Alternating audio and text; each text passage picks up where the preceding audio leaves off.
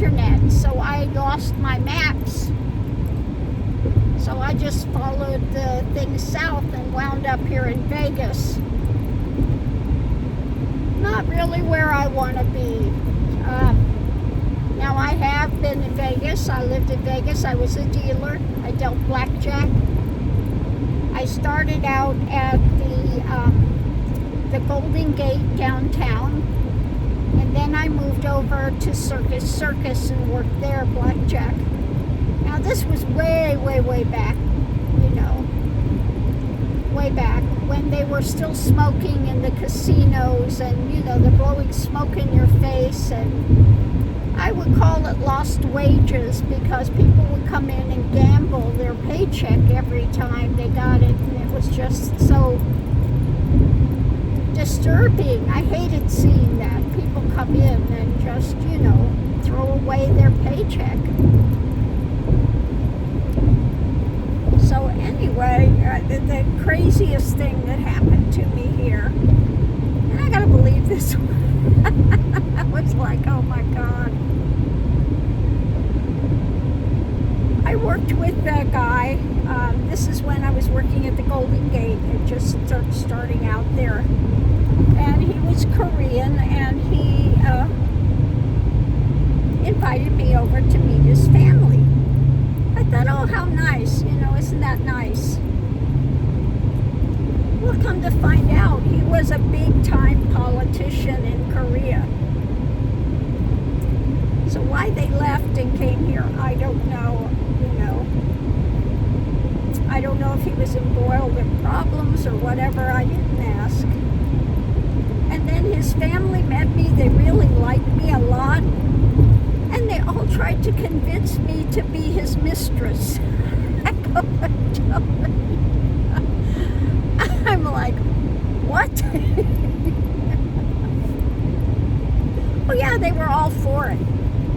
Yeah, I was approved by his family to become his mistress. Yeah, no, that's not happening. Okay. Yeah, thank you, but no thank you. I am not going to be anybody's mistress. That is not going to happen. I have had some weird experiences in life. But yeah, that's my Las Vegas story. Crazy stuff. Oh my Lord. Can you imagine that though?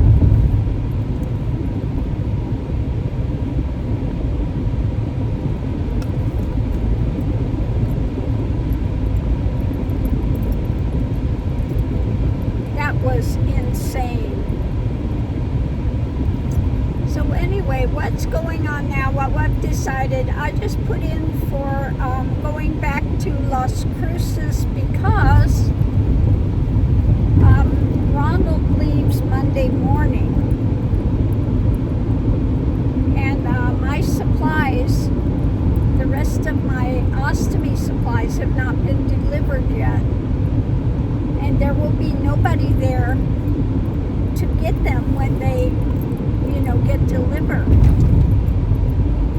Whenever that will be, I'm not sure when it will be, but it should be soon. I mean, I ordered them like weeks and weeks ago.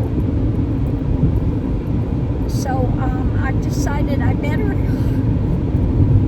hightail it back and wait for my supplies to be delivered, because you don't want to leave those sitting out in the sun or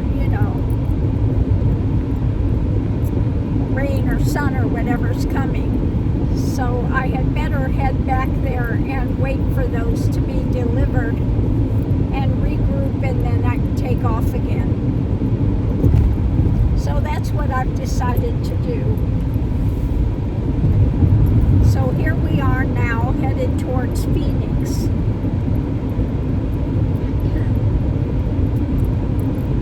And we'll see, I have Hogali this evening, and I've got to try to find a place where I have cell service so that I can do that. was going to go to Moab, and I won't have cell service out there. You know, that's a no-brainer. There would be no cell service. So I think the most logical thing to do at this point is to head back to Las Cruces, regroup, stock up more supplies, puppy food and stuff, stock up, and do some laundry, and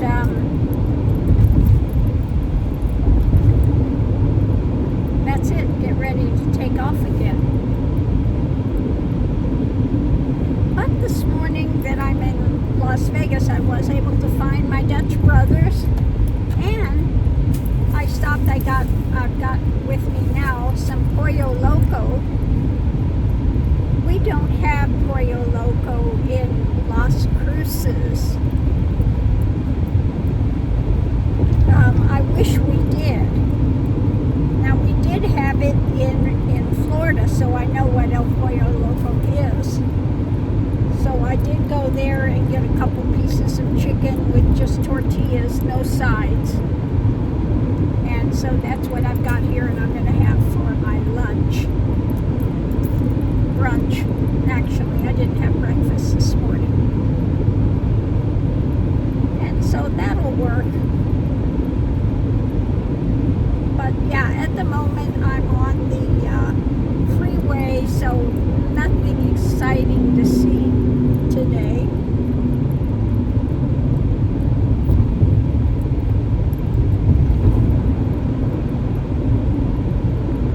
So I just wanted to let everybody know what's going on. Now the puppies this morning, where we stayed, you know, it was a pretty big area, so they were able to go on the 16-foot leash and run and do this crazy stuff. So they were out running this morning, having a good time, stretching their little legs. And so that's all good. Yeah. So today, I'm wearing my shirt, as it says, Sunshine and Coffee. Sunshine and Coffee is my t-shirt today. Yeah.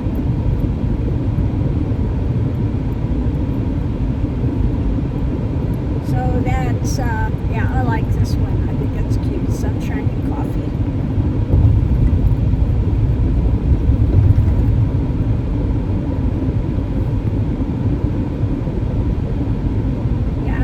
My other sign back here say, is it crystals, tarot, sage, and coffee? Yeah, that's pretty much it.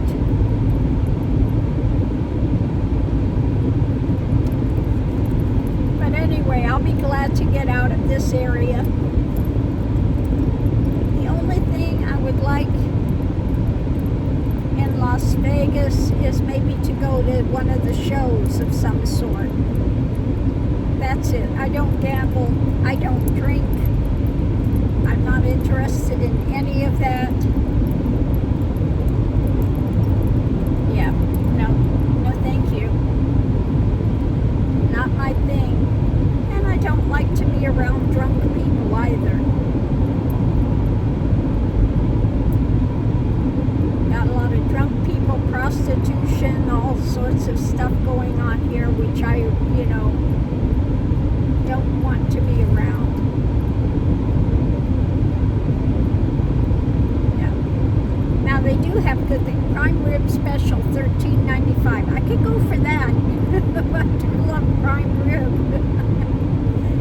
Now that's something I could go for, prime rib. But yeah, no. I'll forego that to be out of this area. Yeah.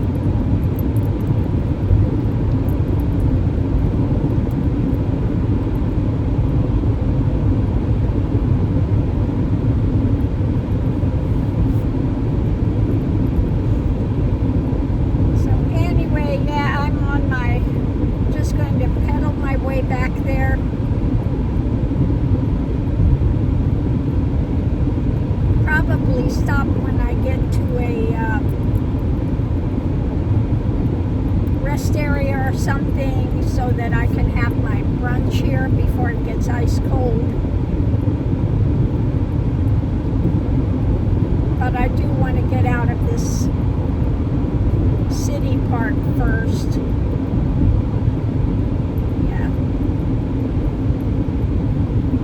In about 10 miles, keep left onto I-11 South.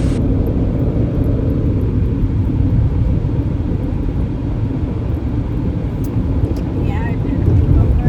So I'm gonna have to.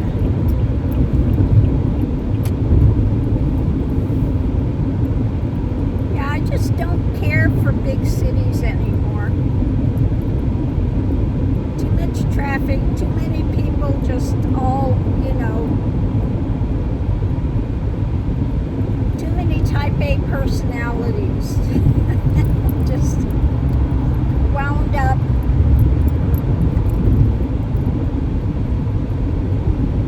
On edge.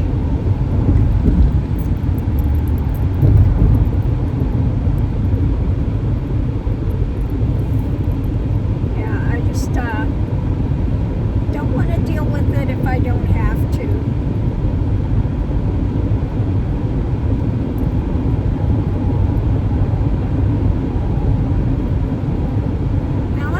Stay in the left 3 lanes. Here we go again. This thing's going to go off. Sorry about that. I was watching a video of a girl that she was around any kind of city. She's really sensitive, can't be around it at all. And she's over by, she went out to Lapland. But she went out to where it's like really wilderness, really cold, and she just couldn't deal with cities. And found out that she did much better in that harsher climate without all the stuff going on in the cities, and that's fine. Like I said, you have to find where your energy fits. Her energy does not fit in the cities. She just gets too tied up. It's overwhelming. Doesn't work for her at all.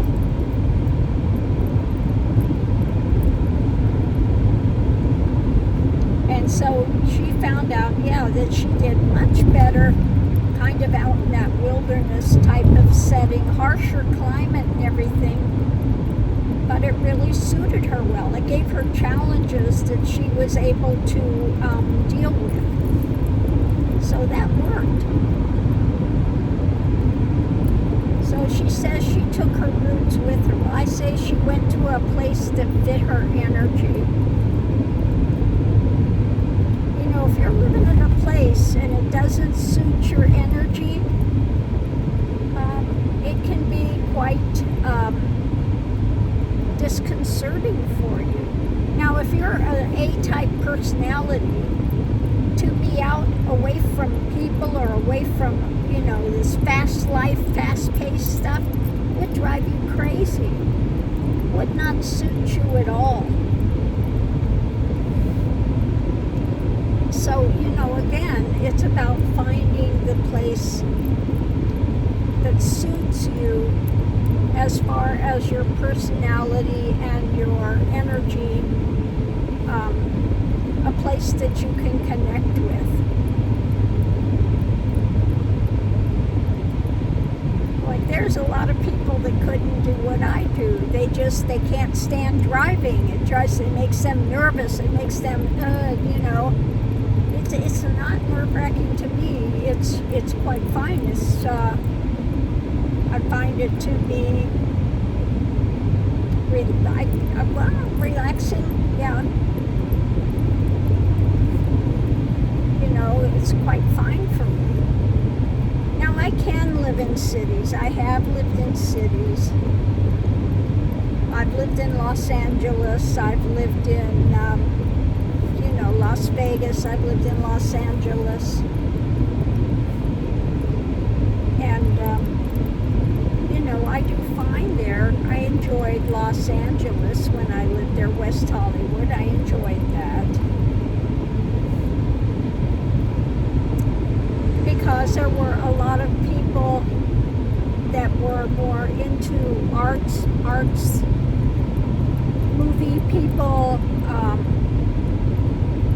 people in the music industry. I would meet those type of people all the time, and that was always interesting. I could relate to them. Or when I lived in Mexico, I lived in Mexico for a year. I lived down by Lake Chapala, which is close to Guadalajara, and I really enjoyed it there because it was a very artistic type community. The lifestyle was great there. We had rain every evening. It would be sunny during the day, rain in the evening. I had a beautiful home there with a cupola and everything, and if you go down there, stop in and see Diane Pearl and tell her that I said hello. She has a shop down there. But the food was great, the people were great. I really enjoyed my time living down there in Lake Chapala area. Okay. So like I said, you know, I've lived a lot of places. 5 years in India, back and forth. I would live in India doing my meditation, doing my spiritual journey.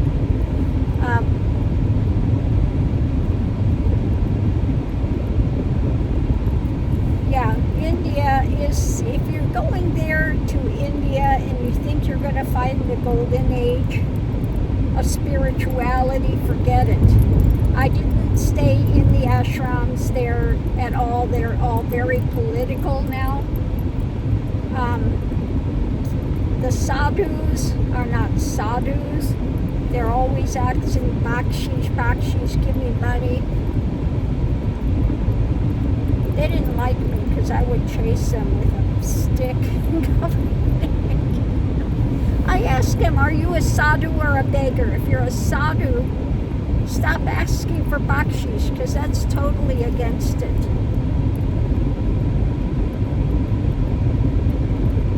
So a lot of them were afraid of me.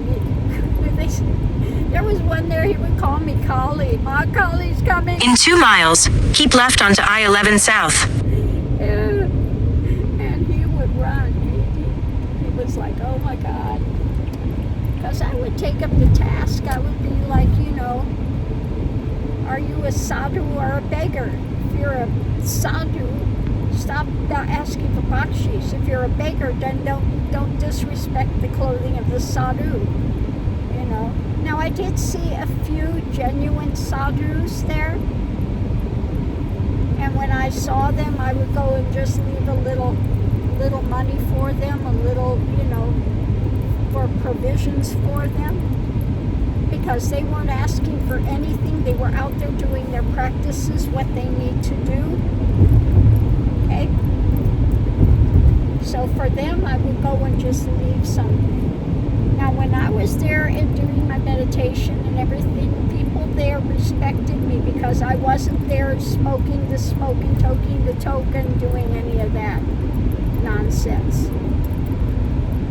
So they very much respected me there, and when I would meditate, people would come and leave money for me and fruit, or leave, you know, some provisions for me when I was meditating. Now, sadhu life for women there, if you're a wandering sadhu. Use the left 2 lanes to keep left onto I-11 South. Very tough. They would, you know, have to sleep during the day and wander at night. Stay up all night out of fear of getting raped. Yeah. No respect for women. Keep left. Respect for women. For about 85 miles, continue straight. So, oh, they got attacked.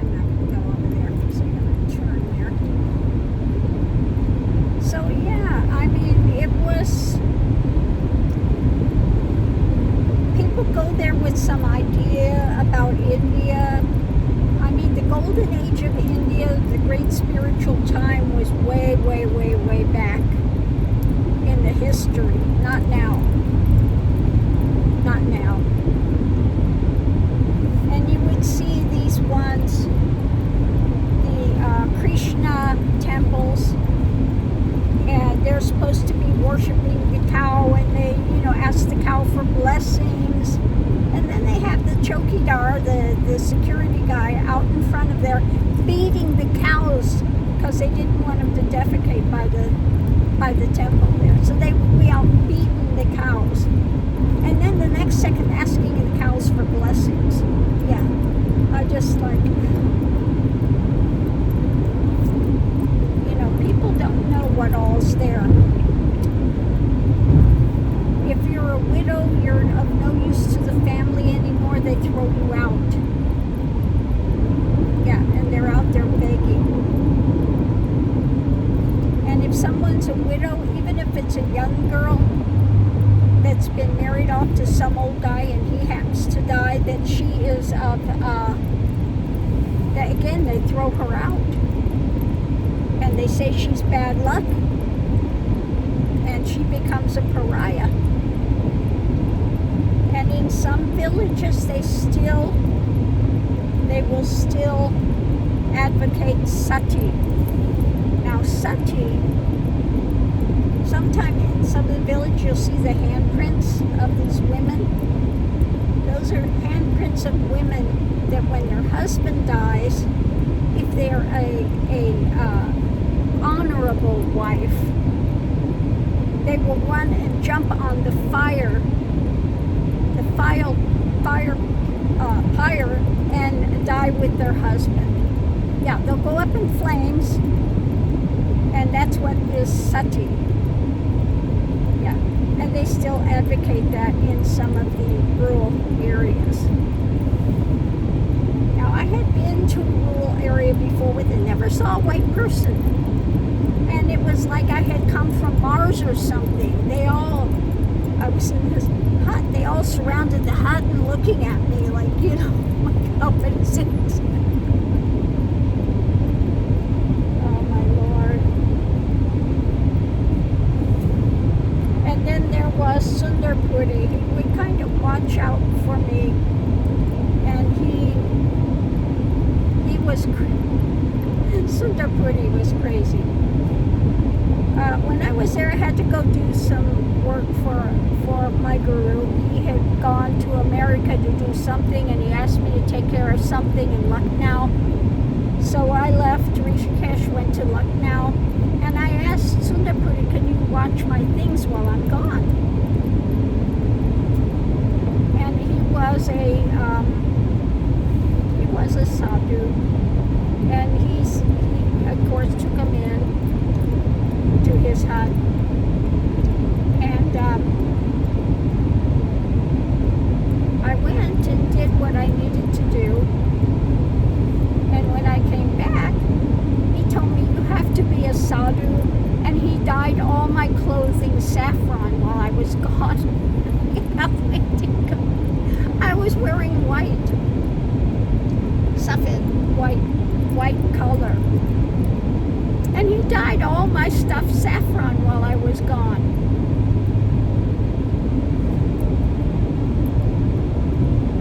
Now he passed,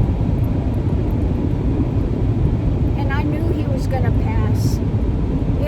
This is one of those really odd occurrences. Like I said, he kind of watched out for me. Now he was a Naga Baba. And he would go after people bringing in the heroin and stuff like that. Now, don't get me wrong, he was smoking the smoke and toking the toke of the cheris. Yeah, strong stuff. And so what happened with Sundar Puri, Sundar is the beautiful one from the city. Puri is city. Giri is mountain. So you have brother, sister things, Puri, Giri, and there's one more that they're like all related in the Sadhu community.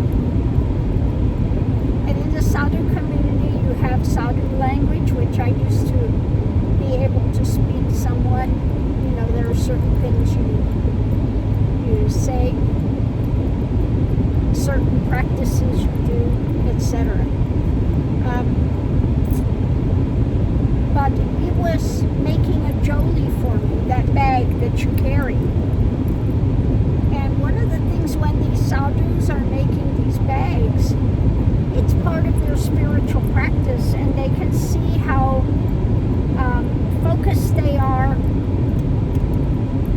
etc., by how well they do the bags, how well the stitches are, etc., when they are making these bags. So anyway, he was making this jolie for me, this bag, sadhu bag. And he was sitting there and saying, look how nice this looks. And so later that day, getting ready to make something to eat, and he was calling me, and he would call me Ganga Puri. Ganga Puri, come eat, Ganga Puri. And he came down and he grabbed my arm. He touched my arm. And it was just flashed through my consciousness immediately. Shouldn't have done that. And it was just like, I knew that he's going to die. Just, he's a dead man. He's a dead man. It was just flashed through the consciousness. So I went up and I said, whatever you do, don't smoke. Oh, Baba, life big, smoking, Well, these other sadhus came by. They had cheras, and he put it in his smoker thing and then covered it with tin foil, make it even stronger. And they smoked the smoke, and then they left. And he's sitting there working on the jolie again, exactly the same position he was the day before. And the day before, I took a picture of him as he was working on that. And the next thing you know, he's grabbing his chest. He's having a heart attack. And he passed. I ran over to get these other sadhus, and I ran in with my shoes, and oh my God, Dan! I said, I don't give a fucking rat's ass about my shoes. Sundapuri is dying. No, he's not dying. He's fine. I said, he's dying. I'm telling you, he's dying. So they came, and they were dragging him over to the hospital. Right when we got in the middle of the Ganges, crossing the bridge there, he left. And as he's leaving, I'm telling him it's all Brahman. You're only Brahman. It's all Brahman. So he would have a good passing. And he expired. So I sat up in the hut with him all night, which is what you do. They set him up in a meditation pose, and you sit up all night with him, keep the fire going, etc. And then the next day, they take him out, and they wash him all down with like a yogurt thing. And then they, they put him in a bag, weighted it down with stones, and put him in the Ganges. Yeah. But he knew that I had entered realization, and he wanted me, that's why he was protecting me there, and he wanted me to go up into the Himalayas and teach. He had a place up in the Himalayas, but he was going to take me up in the Himalayas to teach. But he passed. He passed. So I don't know how we got off on that, but we did. Anyway, just some more of my adventures and craziness in my life. I must have lived 5 lifetimes in this one. I don't know how it all fit, but it did. Crazy. Crazy stuff. So anyway, I'll leave that here for now. I'm over by Boulder or something, and it's looks like a big dam, Hoover Dam. I'm over by the Hoover Dam, Lake Mead, Hoover Dam. Yeah. So I'm going to keep pedaling, and we'll see you online.